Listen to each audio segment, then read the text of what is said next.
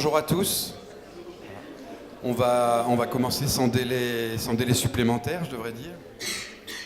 Je voudrais remercier Pascal Choquet et Neoma de nous accueillir dans ces lieux particulièrement adaptés, les plus adaptés que les nôtres à la situation. C'est toujours agréable d'avoir des partenaires sur lesquels on peut compter comme ça, très important. Et je voudrais remercier aussi Emeline pour ce programme, Emeline Eudes, pour ce programme qu'elle a mis en place.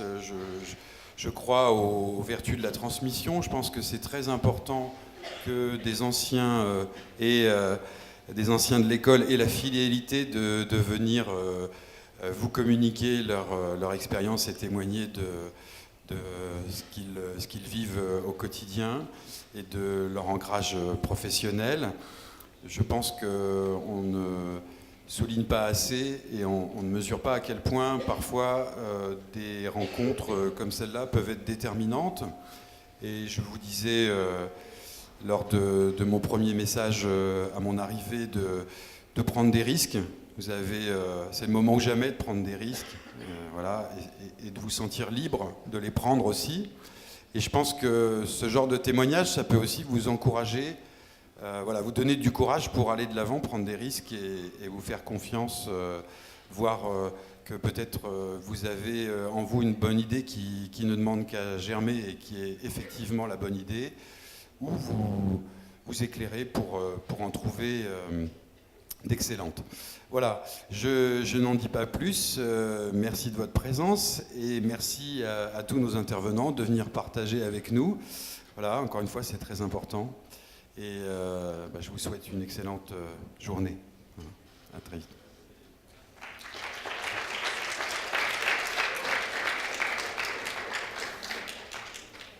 Alors bonjour à toutes et à tous. Je ne vais pas prolonger trop cette introduction parce qu'on est déjà un petit peu en retard, mais simplement rappeler le principe de cette journée. Vous redire à tous que donc, c'était une première journée sur le même modèle qui a été faite l'année dernière, qui s'appelait « Comment devient-on designer ?» Et j'ai eu de très bons retours en fait, de votre part l'année dernière sur cette journée-là. Et donc on s'est dit qu'on allait la refaire cette année et puis l'ouvrir davantage. Et on est très heureux aujourd'hui notamment d'accueillir Shipé Gashi, qui est artiste. Et j'espère que du coup ça vous interpellera tous en fonction de vos passions et vos domaines d'investissement personnel. Le principe aussi de cette journée-là, c'est de vous présenter des gens qui ont un parcours assez hybride et particulier, qui ont à la fois fait de la recherche, qui, quand ils sont designers, ont aussi une attention à ce qui se passe du côté artistique, qui vont développer des partenariats multi-parties prenantes avec des publics et des acteurs assez différents de ce que peut faire une agence de design un peu traditionnelle telle qu'on les connaît de façon générale. Donc voilà comment le choix des invités d'aujourd'hui s'est opéré. Ce sont des gens qui sont allés s'investir dans des domaines parfois extrêmement spécialisés, mais qui du coup ouvrent un champ d'action pour le designer ou pour l'artiste extrêmement intéressant et souvent encore très méconnu. Donc j'espère que vous serez attentifs à ces possibilités-là aussi d'avenir pour vous. Et puis donc on va commencer tout de suite avec Claire Fauchy.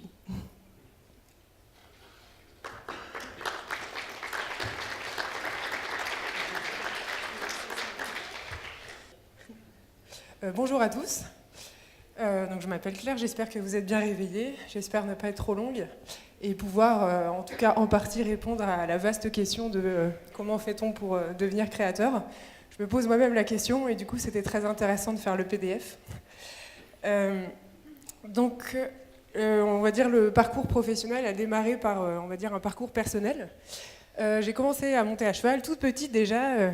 Je montais à poney dans une écurie qui accueillait des jeunes en PJ, protection judiciaire de la jeunesse, et ASE, aide sociale à l'enfance, donc par la réinsertion par le cheval. Donc ça a été un premier déclic dans une sensibilité à l'aspect social. J'ai passé mon Master 2 à l'ESSAD de Reims en design produit et j'ai développé un projet en 4e année, je me suis un peu posé la question parce que je faisais beaucoup de produits, mobiliers. Et en fait, j'avais du mal à trouver du sens uniquement dans la conception de tables ou de chaises, etc. Et je me suis dit, je vais arrêter le design et je vais ouvrir un centre équestre. Et il y a quelqu'un, merci pour cette rencontre-là, qui m'a dit, mais pourquoi est-ce que tu n'allies pas le cheval au design ? C'est vrai, bonne question. Donc j'ai développé mon projet de diplôme de Master 2 Design Produit sur l'équithérapie, ou comment l'objet devient un outil de communication entre l'homme et l'animal dans un but thérapeutique. Donc j'ai commencé à rencontrer des usagers, des cavaliers, des personnes en situation de handicap. Je suis tombée sur le centre de rééducation motrice à Reims, au centre équestre de Reims.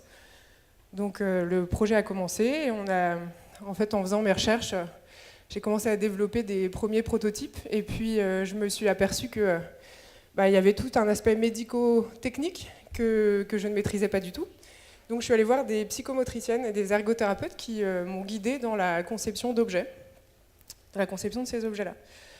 Les objets qui ont été conçus, c'est par exemple, je ne sais pas si quelqu'un monte à cheval ici, mais dans l'écurie, il y a un fil d'Ariane en fait, qui guide le patient ou le cavalier dans l'espace de la sellerie pour retrouver son matériel en autonomie.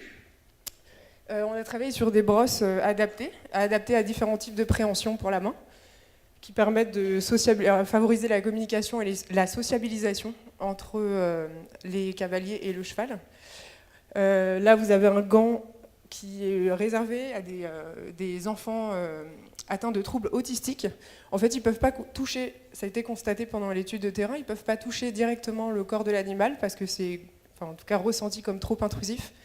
Mais par contre, le fait de ressentir la chaleur au niveau du centre de la main est extrêmement important. Du coup, on a travaillé sur un gant qui permet de justement augmenter la chaleur au cœur de la main pour calmer et apaiser le patient. Ensuite, une fois que j'ai eu mon diplôme, j'ai commencé directement à mon compte. Alors, avec les avantages et les inconvénients qui peuvent y avoir. Donc, c'était du gros débroussaillage. Et en développant ce matériel d'équithérapie avec le centre de rééducation motrice à Reims, j'ai rencontré des personnes qui étaient dans du CRM, qui pratiquaient la boccia, qui est un sport qui s'apparente à la pétanque, pratiqué par des personnes en fauteuil. Et en fait, on s'est aperçu que les joueurs dans l'association sportive avaient des gros problèmes pour poser les balles sur les genoux. Donc, on a travaillé ensemble sur un accoudoir, un porte-balles à installer sur tous les accoudoirs de fauteuils roulants. Et là, j'ai eu des premières questions qui sont arrivées. Comment est-ce qu'on peut travailler sur un objet standard à partir d'objets non standards ? Donc, sachant que tous les accoudoirs de fauteuils roulants ne sont pas standards, comment va-t-on faire ? Donc, on a travaillé sur un objet, il y a eu des tests sur le terrain. Comment est-ce qu'il glisse sur l'accoudoir ? Comment est-ce que le joueur ressent en fait, l'usage de cet objet-là, le contact avec la matière ? Donc on a développé un porte-balles et puis une fois qu'il a été développé, j'ai reçu un coup de téléphone de plusieurs associations qui m'ont dit « Ah mais on a vu que vous avez fait un porte-balles, ça nous intéresse, comment est-ce qu'on peut faire ? On a une compétition dimanche, il nous en faut 15. » Donc là je me suis posé une question, j'ai dit « Mais moi je vais pas être revendeuse de porte-balles, j'ai pas envie de faire ça toute ma vie, par contre je voudrais que les associations puissent être autonomes dans le fait de pouvoir accéder à cet objet-là. » Donc la question de la fabrication et de la diffusion des objets a été vraiment extrêmement importante pour l'accessibilité. Donc bon, là, le projet n'a pas pu être mis directement en route sur le terrain, mais en tout cas, ça a été un premier principe qui nous a fait tilt. On a commencé à vouloir mettre en relation l'association sportive avec un Fab Lab sur le territoire. Et au final, le projet s'est transformé. Le vrai projet, ce n'était pas forcément l'objet lui-même, mais c'était un plan de fabrication qui pouvait être proposé sous licence à des associations sportives ou des centres de rééducation, pour qu'ils puissent être autonomes dans la fabrication et la diffusion, et surtout la personnalisation du porte-balles pour les joueurs adaptés à leur fauteuil roulant. Donc ça a été les premières questions. Ça, c'était l'année juste après le diplôme. Alors une fois que j'ai développé ces deux projets-là, j'ai commencé à travailler toute seule, et puis là j'ai eu un truc, je me dis, bon, je ne suis pas spécialisée, je faisais un peu de design produit sans être spécialisée, des objets plus généralistes, pardon. Et je me demandais si j'avais envie de me spécialiser directement dans la santé et l'accessibilité, parce que c'était quand même un secteur assez spécifique. Alors j'ai postulé à un poste aux États-Unis dans un studio de design qui s'appelle Fort Standard à Brooklyn. Et là, j'ai fait du design produit comme j'avais fait pas mal à l'école. Et en fait, ce que ça m'a amené, ce stage, c'est de me dire que j'avais pas du tout envie de faire ça. Et en me baladant dans les rues, on va dire, l'histoire est un peu romancée, mais j'ai eu la chance de pouvoir rencontrer une personne qui s'appelle Mélissa et qui est designer au Memorial Sloan Kettering Cancer Hospital à Manhattan. Et en fait, c'est un des premiers hôpitaux qui a un pôle de design de service. Je ne parlais pas anglais. Je remercie chaleureusement le vigile qui m'a laissé passer malgré les problèmes de sécurité que ça posait. Et je pense que grâce à lui, on a eu un rendez-vous d'1 heure, j'ai pas tout compris. La seule chose que j'ai comprise, en tout cas que j'ai retenue, c'est vas-y, fonce, fais-le, essaye. Et quand tu auras développé des trucs en France, ensuite on pourra travailler ensemble. Ok. Donc je suis rentrée en France et j'ai monté avec mes associés, donc Humaniteam Design. J'ai pas le timing, donc je ne sais pas si on est encore dans les horaires. Ok. Donc Humaniteam. Je suis rentrée en France. Alors Humaniteam est une agence d'innovation ouverte pour la santé et l'accessibilité. Et nous concevons avec les usagers des solutions, donc des produits, des services ou des solutions organisationnelles qui permettent de répondre à différentes problématiques. L'usage des objets pour le patient, l'adaptation des équipements de soins et l'organisation du travail en équipe. Au début, ça a été, on va dire, une grosse difficulté, ça a été de pouvoir communiquer sur ce qu'on faisait clairement, parce que être designer dans le domaine de la santé et de l'accessibilité, c'est vrai qu'on a mis du temps à trouver le bon vocabulaire qui puisse parler à des interlocuteurs qui n'ont pas forcément l'habitude de cette démarche. Et puis en tant que designer, le temps de connaître aussi le milieu, comprendre le vocabulaire, ça prend aussi du temps. Et d'ailleurs, on est en apprentissage permanent. Alors je dis nous, mais c'est pas un pluriel de majesté, on est 4 dans l'équipe. Et ça, je pense que c'est extrêmement important. Donc moi, c'est très mal poli, je commence par moi. Donc moi, je suis chef de projet et designer produit. Pardon, je me suis trompée le nom. C'est Elodie Cardino qui est designer de service. Clotilde Capois est ergothérapeute. Et Anne-France Lénaf est analyste sociale. Alors qu'est-ce que c'est qu'un ergothérapeute ? C'est une personne qui étudie les besoins très spécifiques d'une personne. Donc pour, par exemple, tout ce qui est anatomique, au niveau du corps de la personne, mais aussi sur l'adaptation de son environnement de vie professionnelle, sociale. Donc elle travaille sur les besoins individuels d'une personne avec une approche médico-technique. Et Anne-France Lénaf est analyste sociale. Elle est philosophe de formation et travaille sur les questions d'éthique du soin et la sociologie du soin. Donc quand on travaille sur des projets, certains que je vais vous montrer après, on travaille toutes les 4 ensemble. On a mis du temps à se roder, mais là, ça y est, c'est bon. Et on travaille toutes les 4 ensemble avec des approches différentes autour d'une méthodologie qu'on partage. Les différentes étapes de notre démarche. C'est bon. Donc, on intervient sur l'ensemble des étapes de conception et en fonction de la commande d'un client, on n'interviendra pas de la même manière. Par exemple, on travaille sur des veilles et états de l'art. Donc là, par exemple, par rapport à une notion théorique, par exemple, c'est quoi le logement senior ? Comment est-ce qu'on peut réfléchir le logement senior de demain ? On va faire, on va dire, une veille très globale sur les projets existants. Et ensuite, on va en dégager différentes notions, on va les classer et on va pouvoir dégager des concepts clés, on va dire des tendances d'orientation pour l'entreprise qui nous missionne. Donc, il y a un gros travail sur le cadrage du projet, reformulation des problématiques, recherche académique, collecte des innovations. Il y a un gros point, on travaille sur l'immersion aussi, parce qu'on part du principe que toutes les infos... nous, on est experts de notre méthode et en tout cas d'une façon d'aborder un projet, mais les usagers sont experts de leur propre quotidien.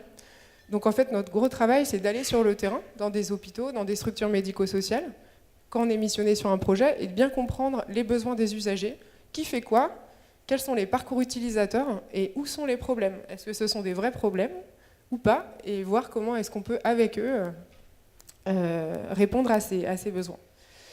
On fait des entretiens utilisateurs, etc. On travaille sur de la conception aussi, parce qu'une fois qu'on a identifié les besoins sur le terrain, on va commencer à créer des croquis, esquisses de produits, de services ou de solutions organisationnelles. On n'est pas fermé sur le format. On va dire le format de la réponse dépend du problème qui est identifié. sur le terrain. Donc on travaille sur ensuite des tests utilisateurs de façon itérative. Donc on travaille sur des maquettes pour répondre aux problèmes. On va faire tester la maquette aux utilisateurs. Alors ça marche, ça marche pas. Pourquoi, comment, quelles sont les améliorations sous forme d'atelier.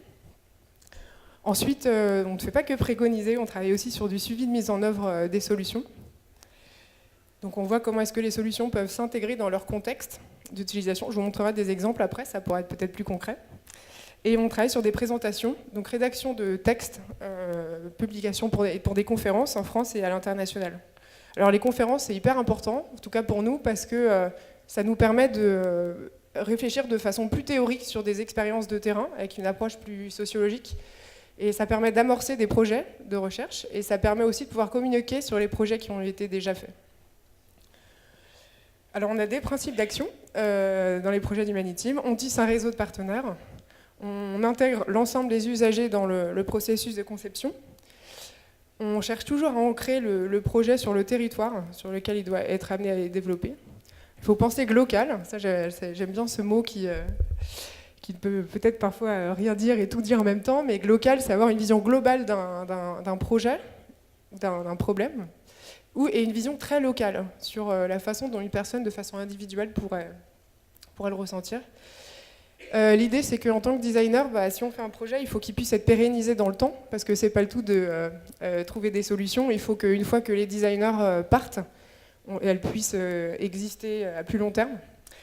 Et dans l'accessibilité et la santé, la grosse problématique, c'est le fait de travailler sur une solution individuelle et qu'elle puisse être répliquée à un plus grand groupe d'usagers.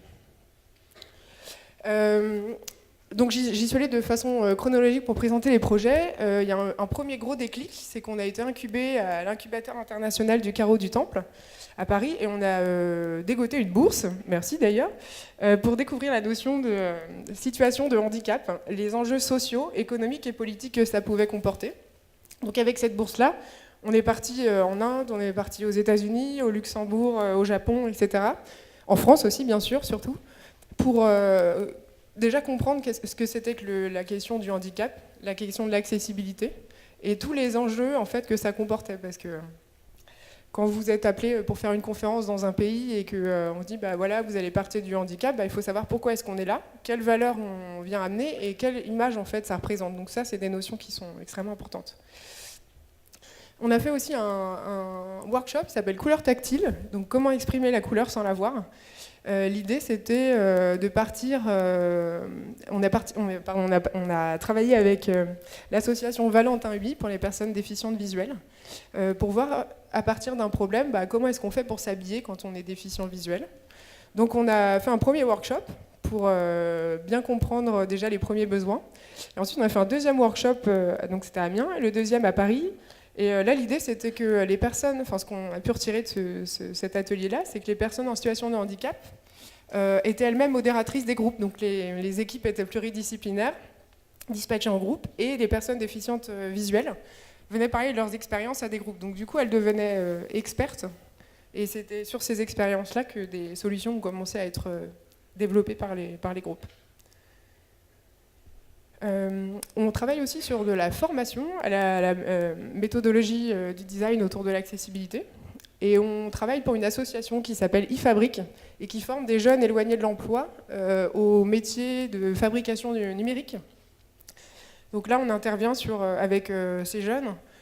Comment est-ce qu'on fait pour identifier les besoins des utilisateurs? Comment est-ce qu'on fait pour brainstormer sur des formes et les mêler à une approche d'usage pour pouvoir trouver des solutions. Je vous parlais de veille et état de l'art. Par exemple, on a travaillé pour le groupe de maisons de retraite GDP Vendôme. Eux, ils avaient des problématiques sur, par exemple, on a acheté des tablettes pour nos résidents et on ne comprend pas parce qu'elles ne sont pas utilisées. Donc, comment est-ce qu'on peut faire rentrer le numérique dans nos maisons de retraite ? Et en fait, la reformulation de la problématique, elle est extrêmement importante parce qu'au final, ça posait surtout la question, plus que l'usage du numérique, c'était le numérique, c'est un outil et c'est pas une fin en soi en fait d'utiliser l'outil numérique et notamment les tablettes. Du coup, ça posait la question plus globale de qu'est-ce que ça va être le logement senior de demain. Donc, on a récolté plein d'innovations déjà existantes sur une sorte de grand Padlet. Je ne sais pas si vous connaissez cet outil-là. Et on a commencé à trier les projets et les regrouper par notion. Et à la fin de ce document-là, c'était un gros PDF d'une 60aine de pages, très imagé, très peu de texte, et qui dégageait des concepts d'orientation pour l'innovation à venir du groupe. Donc, ce qui était intéressant, c'est que cet outil-là de veille, plutôt que d'être un rapport qui moisit sur le bord d'un bureau que personne ne lit parce que, avec que du texte, là, l'idée c'était que ce dossier de veille-là, il servait aussi de support de collaboration entre l'équipe marketing, l'équipe financière, pour pouvoir se mettre d'accord sur une approche d'innovation. On a travaillé également pour une autre veille et état de l'art pour la Cité du Design de Saint-Étienne. En fait, le sujet, c'était les objets connectés et la santé. Et le but, c'était de dégager des pistes d'innovation pour voir, c'est pour un dispositif médical pour une entreprise dont on ne peut pas parler, et voir quelles sont les grosses tendances des objets connectés dans le cadre de la santé et comment est-ce que on pouvait, tenter l'orientation de la conception de ce fameux dispositif médical qui était un pilulier. Ce qui est intéressant, c'est que la prolongation de cette veille-là, ensuite on a fait des immersions auprès d'infirmières qui utilisaient beaucoup le pilulier. Il y a eu différents workshops sur lesquels on a pu intervenir à la Cité du Design. Ça, c'est un projet qu'on mène actuellement et qui s'appelle Design Camp au CHU à Bicêtre. Et on travaille avec l'assistance publique des hôpitaux de Paris. À la base, on a été appelé par une personne du CHU parce qu'ils avaient des problèmes d'adaptation entre les pieds à perfusion et les brancards. Et ce problème très ponctuel, il avait des répercussions sur l'organisation globale du travail en équipe. Et ça provoquait des retards dans la prise en charge du patient. Si le patient il est pris en charge en retard, du coup, il arrive trop tard pour la consultation du médecin. Du coup, il reste une nuit de plus. Du coup, ça fait des draps, ça fait des repas. Il y a des gens qui dorment dans le couloir et ça prend une chambre en plus. Et on a reformulé avec justement l'hôpital de Bicêtre ce projet-là et on a décidé de travailler avec eux sur l'amélioration de la prise en charge du patient pendant le brancardage. Parce qu'on s'est aperçu que ce problème qui cristallisait les tensions d'adaptation du pied à perfusion au brancard, il existait aussi parce que quand le brancardier il arrive et que le patient il n'est pas prêt, vous perdez 10 minutes. Que l'infirmière, pourquoi il n'est pas prêt? Parce qu'elle a une sorte de pistolet à urine. Et on est obligé de le poser sur le bord du lit, ça ne tient pas, ça tombe, on perd encore 10 minutes. Et quand vous prenez en charge un patient, cette série de micro-problèmes font perdre une demi-heure, 1 heure, et voire même 4 heures de retard en fin de journée. Donc là, on a fait ce qu'on appelle un design camp. Donc je ne peux pas vous en dire beaucoup plus parce qu'on a fait les 2 premiers jours d'immersion lundi et mardi. Et on va travailler sur des micro-solutions pour pouvoir répondre à ces différents problèmes de prise en charge du patient pendant le brancardage. On s'est aperçu qu'il y avait un gros problème, notamment d'adaptation des différents équipements. Et je ne peux pas non plus en dire beaucoup plus, mais la question de l'intégration des Fab Labs et des outils de fabrication numérique à l'hôpital est une vraie question qui se pose de plus en plus. Donc on va travailler également sur des services qui permettent d'intégrer ces outils-là dans les usages existants. Sachant que je pense qu'un projet, pour qu'il tienne, il faut qu'il soit intégré dans des usages. Donc on analyse d'abord les usages et on verra ensuite quels outils peuvent être mis en œuvre et surtout comment, pour qu'ils puissent répondre aux problèmes d'adaptation des équipements de soins pour les soignants. Et il n'est pas non plus dans le PDF, mais on va travailler également avec le CHU dans le service de gériatrie, parce qu'il y a des gros problèmes d'adaptation des équipements qui sont cassés, stockés, etc. Donc il va y avoir toute une démarche aussi à ce niveau-là. Alors peut-être pour clôturer et dresser un paysage très rapide de ce qu'on fait, on travaille sur des conférences et publications qui, à mon sens, sont des projets de design en soi. Donc on est intervenu à Paris dans différentes écoles. On a travaillé pour le Design for All Institute of India, si vous êtes intéressé par les questions d'accessibilité. Vous avez une newsletter qui est rédigée en anglais, mais hyper intéressante, par ce fameux institut à Delhi, et en fait qui fait intervenir différents designers ou professionnels sur cette question du design et d'accessibilité. Il y a une newsletter qui fait une 100aine de pages. Il faut avoir les nerfs un peu accrochés, mais il y a beaucoup de choses quand même intéressantes si on fouille. Donc on a travaillé sur un texte de publication. On devait intervenir, en tout cas on a rédigé un texte pour Nagoya, Design for All, des conférences. Moscou, En fait, on a été appelé par différents interlocuteurs. C'est hyper intéressant de voir qui nous appelle pour faire des conférences et bien comprendre pourquoi. Par exemple, on a été contacté par le ministère de l'Éducation et des Sciences de Russie.